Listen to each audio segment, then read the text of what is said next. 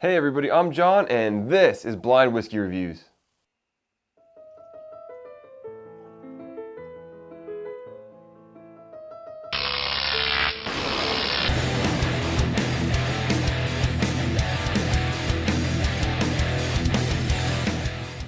Hey everybody, and thank you so much for joining me today here on Blind Whiskey Reviews, the most honest reviews on YouTube. As always, if you're liking the videos, hit that subscribe button down below so you know every time I'm uploading a new video and every time I'm starting a new live stream. And you're going to need to hit that bell notification so you get those notifications on your phone. If you like the video also, please give me a thumbs up. It really does help the channel, helps engagement, and helps YouTube know that you guys are enjoying what I'm putting out so that way they show it to more people. So I'm very happy to bring you a review today of Rare Breed. Now, I've reviewed Rare Breed before, but it was a different batch of Rare Breed. It was the batch previous to this, which is still available all over the country. It was the 112, I think, 0.8 proof batch. This is the 116.8 proof batch. It's the latest batch. It's available in this shape bottle as well as the older shape bottle, so you may see either or, but there's definitely both batches still available in a lot of places. So if you haven't checked out my review of Rare Breed, the previous batch before, you can check that out. I'll link it up here so you guys can see that one when you want to go take a look after you watch this video. So without further ado, let's jump back in time and get to the review.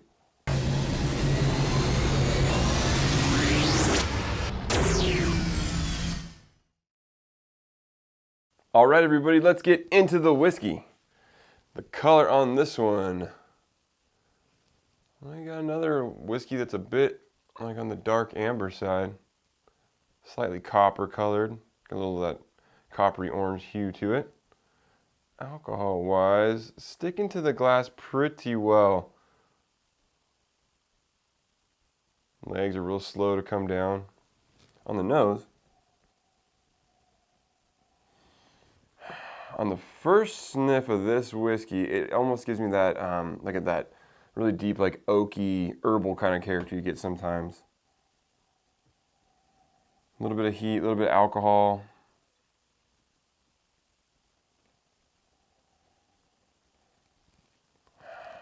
Buried in there, there's a fruity note, some cherry, some brown sugar.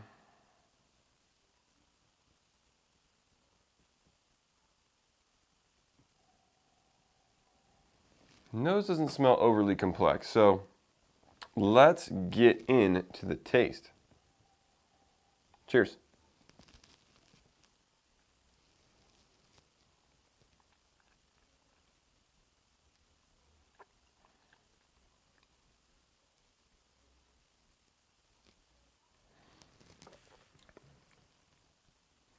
So right as I get it on the palate, definitely brought some warmth, a little bit of heat.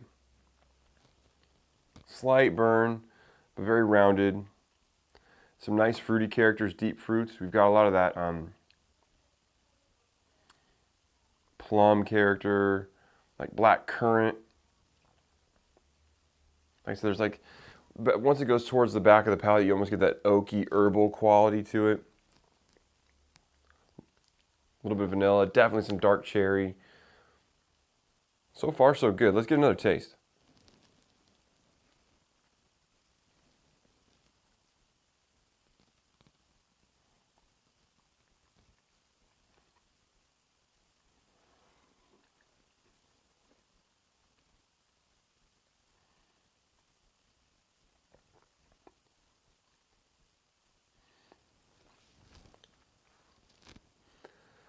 Mouthfeel feels about medium, maybe the high side of medium. Finish is pretty long, got a lot of lingering flavors going on. If you leave it on your tongue, you definitely get a strong burn on your tongue. So I'm feeling like the proof is pretty decent on this one. It doesn't drink like it's a high proof, like you don't get a ton of heat coming through, a ton of burn on your tongue. But I left it on my tongue a long time and it did bring out a ton of that little sharp kind of burny character on my tongue. Flavors are still good, not super complex. We're kind of staying, excuse me, we're kind of staying in that dark fruit realm of the plum, the cherry, some like woody herbal notes, some leather notes. You're definitely left with like a lingering, bitter leather type quality to it. Maybe some tobacco.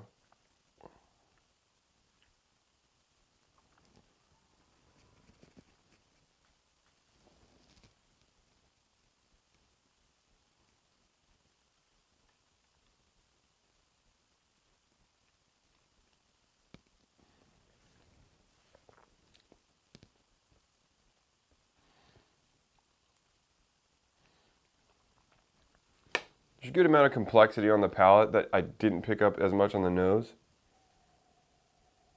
The nose smells good, it's just not overly complex. There's a couple notes you pick up on the nose, but there's definitely some more heat and power and complexity on the tongue, on the palate, that the nose doesn't give you. Which is kind of the opposite of a couple of the reviews we've done lately, like with the 1792 small batch.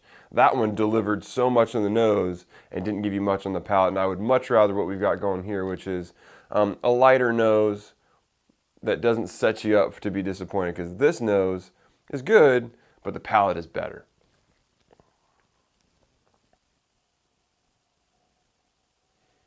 Picking up on a little bit more lighter notes now, some vanilla.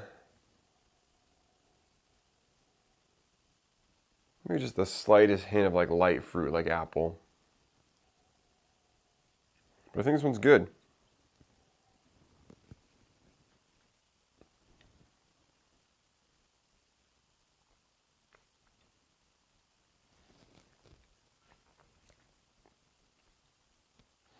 Age-wise, I can't really tell. There's definitely some oaky qualities to it, so I feel like it feels like it's got some age to it. Nothing incredibly significant, but we've definitely got some kind of age going on here. I think we're probably 10 years plus. It feels like. I mean, it's got enough oak character to make me feel like that. Proof-wise, let me get one more sip here.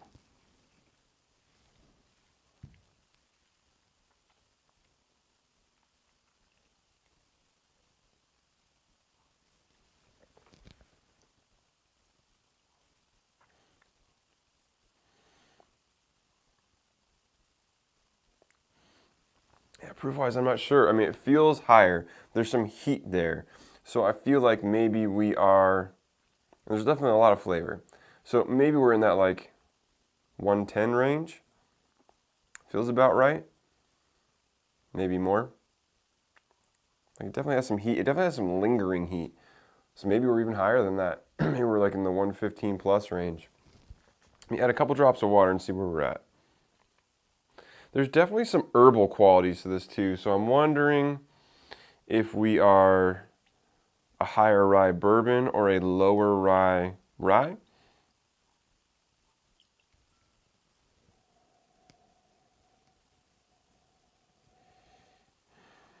There's some nice herbal additions to this, and it's definitely more dominantly like the typical kind of bourbon characters that you get, but there's some nice herbal qualities to kind of balance it out. Didn't help much on the nose.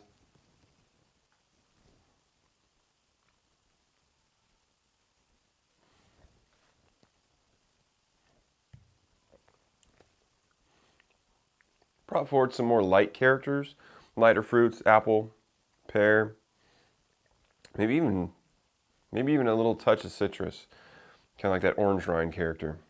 Anyways, I think this is really good. A very, very solid whiskey. I'm gonna give this a very solid score of an. I'm feeling like 89, 90 is the ballpark we're in. I'm going to say 89. I feel like this is a really, really good whiskey. Very solid, very drinkable, great flavors. Let's see what it is. Whoa. This is Wild Turkey. Stuck here. Wild Turkey Rare Breed. All right, we got another batch of rare breed. So I've reviewed rare breed before. This is what I'm assuming, because it's the only other rare breed I have, is the newest batch of rare breed. So let me go grab that bottle and we'll talk about it a little bit more. All right, we just finished our review of the rare breed.